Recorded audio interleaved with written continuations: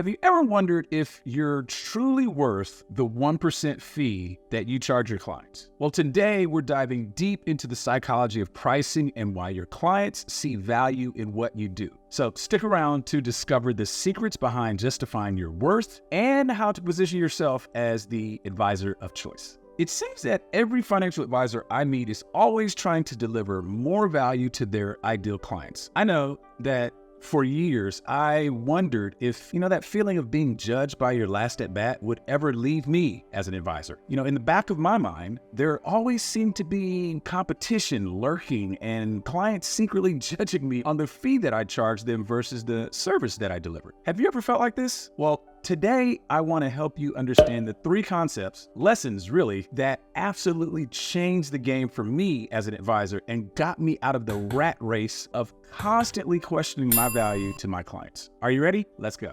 Lesson number one is understanding price versus value. And I guess more accurately, this could be stated as understanding the difference between price and value. Let me explain. So many of you that have watched my journey as a financial advisor for a while don't know how I actually started, which was as a fee-only advisor. All that means is that I didn't receive any compensation for product sales like annuities or life insurance. I thought that this was the way that I would stay a holistic advisor and remove all the conflicts of interest that could exist. So fast forward about 2 years into my journey and I'm into the business and I was working with a company that provided insurance solutions for fee-only advisors. They basically received the compensation from the insurance company that would normally come to me. And I was okay with this arrangement because, as I previously stated, I didn't desire any conflicts of interest and the client was okay with that too. Well, later in the relationship, the ball got dropped because the company that placed this policy on the client almost let the policy lapse because of a break in the communication chain. The resulting conversation with the client, though, was a bit awkward for me because I was the lead advisor and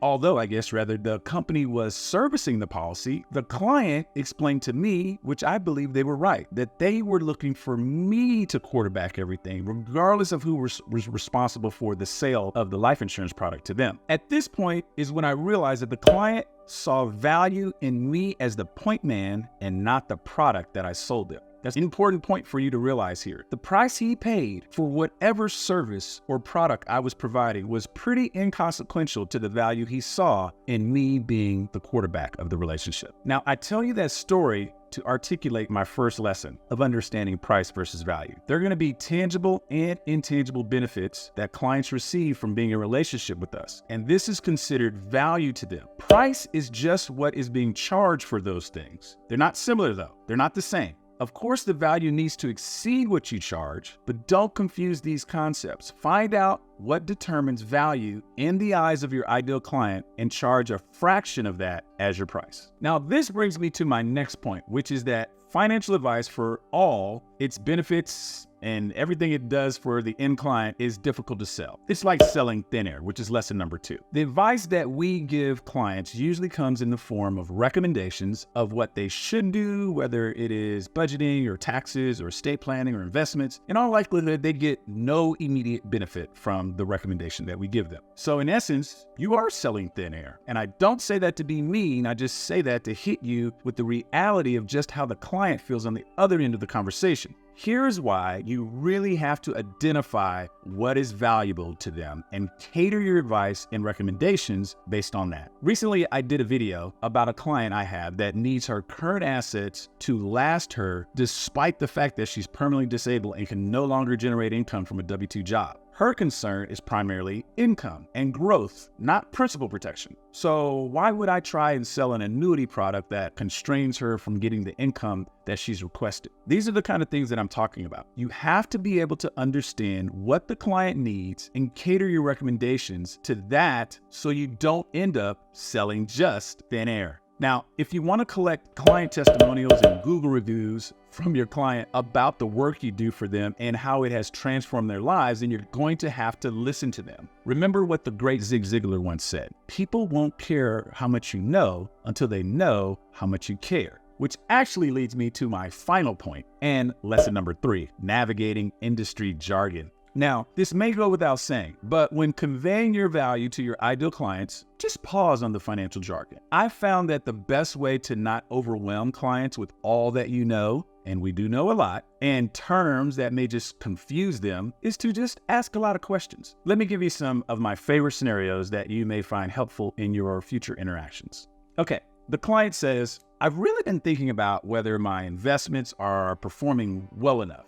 You don't say, yes, interest rates have put pressure on demand in certain sectors of the economy, therefore blah, blah, blah. No. Instead say, that's interesting. Tell me more about why you feel that way. Now, the first answer may make you look good and feel good in front of them, but the second answer really shows that you care about what they're talking about, and it goes much further in building trust. Here's another one. Let's say the client says, our previous advisor provided us with a projected retirement income number that made us feel more confident about the progress we're making in our plan.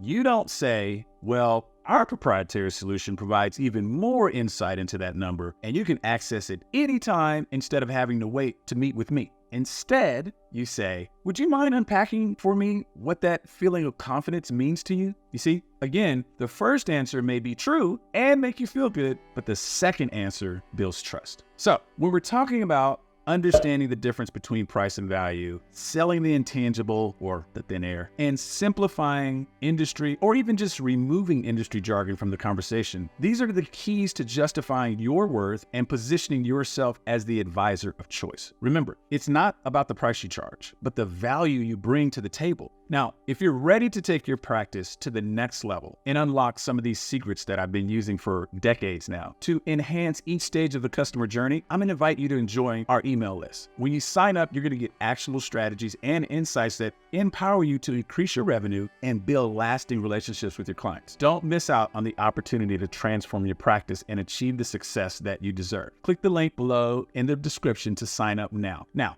as always, if you have found this video helpful, be sure to like, share, and subscribe for more valuable content. Thanks for watching.